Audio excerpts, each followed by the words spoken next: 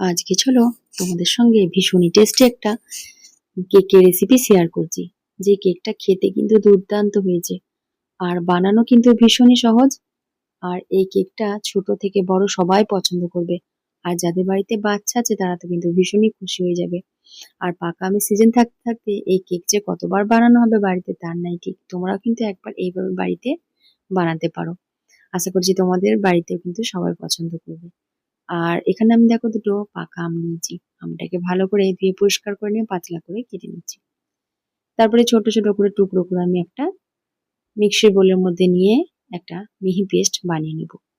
এখানে আমার বড় কাপের 1 কাপের মতো পাল্পটা বেরিয়েছিল, আমার তো অতটা লাগেনি। আমি ছোট কাপের 1 কাপের মতো পাল্পটা ইউজ করব, বাকিটা আমি রেখেই দিচ্ছি। এখানে দেখো আমি কেকটা বানানোর জন্য 1 বাটির মতো আমি লিকুইড দুধ দিয়ে দিলাম। আর 1 কাপের মতো গুঁড়ো দুধ, 1 কাপের মতো গুঁড়ো চিনি, হাফ কাপের মতো সাদা তেল দিয়ে দিলাম। আর আমের পাল্পটা ছোট কাপের 1 কাপ দিয়ে ভালো করে মিক্স করে নিচ্ছি। তারপর এখানে আমি দিয়ে দেবো অল্প ফুড কালার। এখানে লেমন ইয়েলো ফুড কালারটা আমি ইউজ করেছি। তো ফুড কালারটা দিয়ে আমি ভালো করে মিক্স করে নিচ্ছি দেখো। তারপরে অল্প লেবু রস দিয়ে আরো কিছুক্ষণ ভালো করে ব্যাটারটাকে আমি রেডি করে নিচ্ছি। আর এদিকে আমি ময়দাটাকে চেলে নেবো, তার জন্য এখানে একটা ছাকনার মধ্যে 2 বাটির মতো ময়দা আমি চেলে নিচ্ছি। তারপরে ছোট চামচের 1 চামচের মতো ভর্তি করে বেকিং পাউডার, হাফ চামচ বেকিং সোডা দিয়ে মিক্স করে নিয়ে আমের পাল্পটাকে দিয়ে দিলাম।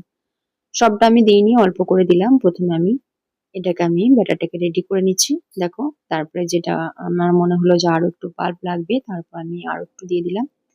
তারপরে খুব ভালো করে কিন্তু ব্যাটারটাকে ফেটিয়ে নিতে হবে যতক্ষণ না ভালোভাবে একটা মসৃণ হয়ে যাচ্ছে।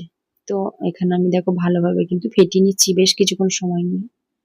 তো ভালোভাবে আমাদের ব্যাটারটা একদম রেডি হয়ে গেছে। এরপর একটা আপ্পাম প্যান নিয়ে তেল দিয়ে একটু মুছে নিয়ে ব্যাটারটাকে হাফ হাফ করে আমি দিয়ে দিলাম। এখানে অল্প করে দিতে হবে কারণ কেকটা তো অনেকটা পরিমাণে ফুলে আসবে। তাই জন্য অল্প করে দিয়ে আমি এটাকে ঢাকনা দিয়ে লো ফ্লেমে একদম 15 মিনিটের মতো আমি এটাকে বেক করে নিচ্ছি। তো 15 মিনিট পর দেখো কেকটা কত সুন্দর ফুলে উঠেছে। ফুলে কিন্তু আমার ঢাকনার মধ্যেও লেগে গেছে দেখো।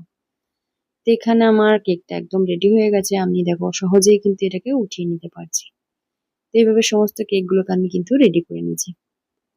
তো তৈরি হয়ে গেল কিন্তু ভীষণই টেস্টি আমাদের ম্যাঙ্গো কেক।